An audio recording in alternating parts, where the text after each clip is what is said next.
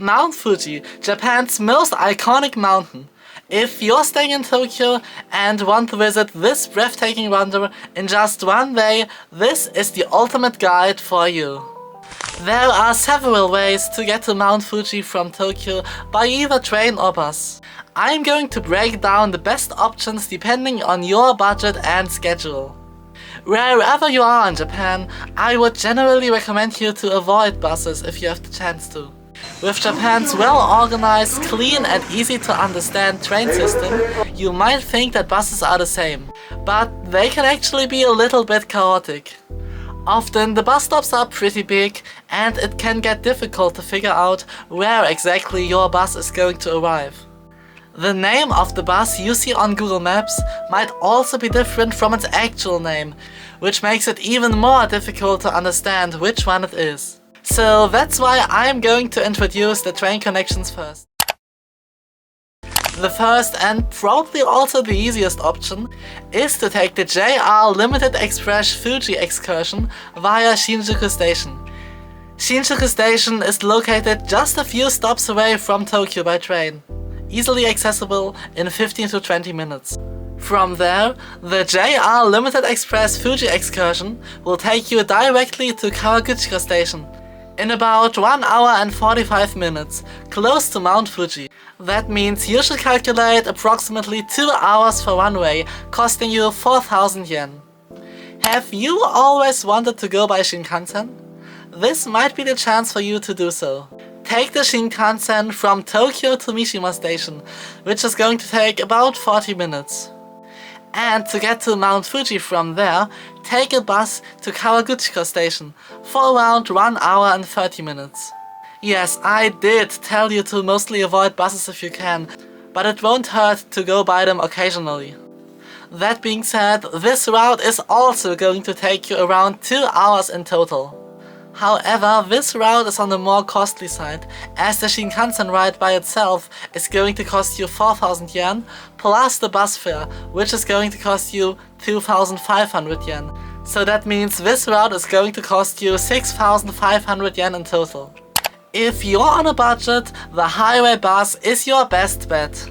Departing from Shinjuku bus terminal, it takes about 1 hour and 40 minutes to reach Kawaguchiko Station.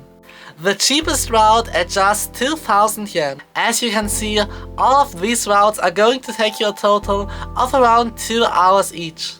Now that you know how to get there, a quick shout out to the sponsor of today's video, LingoDeer.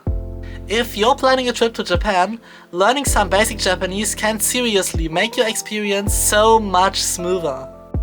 And LingoDeer is honestly one of the best ways to do so without putting in a lot of effort. It's specifically designed for Asian languages like Japanese and can teach you grammar, vocabulary and pronunciation in a super intuitive way. Let's have a quick look.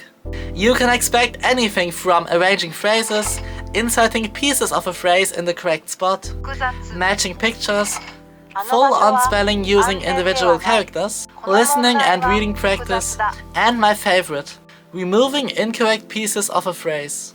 By doing so, you will not only actively practice understanding the conversation, but also to actively participate in it by learning how to structure your sentence correctly. LingoDeer can also break down every sentence for you, word by word, with detailed explanations. Thank you so much to LingoDeer for sponsoring today's video, and with that being said, let's move on to a list of the best places to visit around Mount Fuji.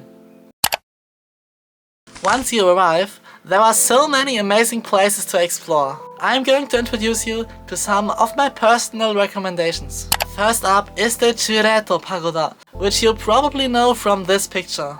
And it is one of the most famous photo spots in all of Japan. Hiking up there will take you 15 minutes, but it will definitely be worth it for that postcard perfect view of Mount Fuji. Next up, I recommend you check out Lake Kawaguchi.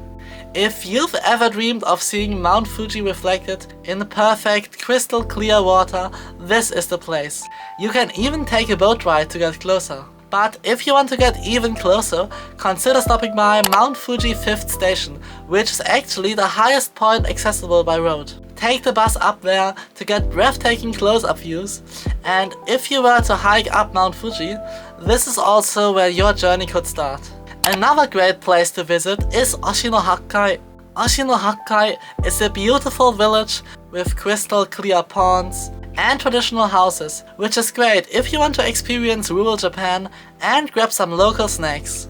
Last but not least is Fujiyoshida Sengen Shrine, located at the base of Mount Fuji, offering a spiritual atmosphere. Lastly, here are some things to keep in mind when planning your trip to Mount Fuji. Mount Fuji is often covered by clouds, so checking the weather forecast and picking a clear day is vital for your trip. Trust me, if you want to enjoy Mount Fuji without all of the crowds, start early. I was there at 9 AM and it felt like I had the place all to myself. But I got up at 4 AM to make that happen. You don't need to be that extreme though. Also, most of the locations around Mount Fuji can get pretty sunny and hot on the one hand, but also pretty chilly on the other. It's best to layer your clothes, for convenience. While you're there, consider trying some Hoto noodles. Those are a regional specialty near Mount Fuji. Well, that's it for this guide. Visiting Mount Fuji is an unforgettable experience, even if you only have a day. Once again, thank you so much to LingoDeer for sponsoring today's video. To learn more about LingoDeer, check out the first link in the video description down below. If you found this helpful, subscribe, like, and drop a comment down below if you've got any questions. See you next time!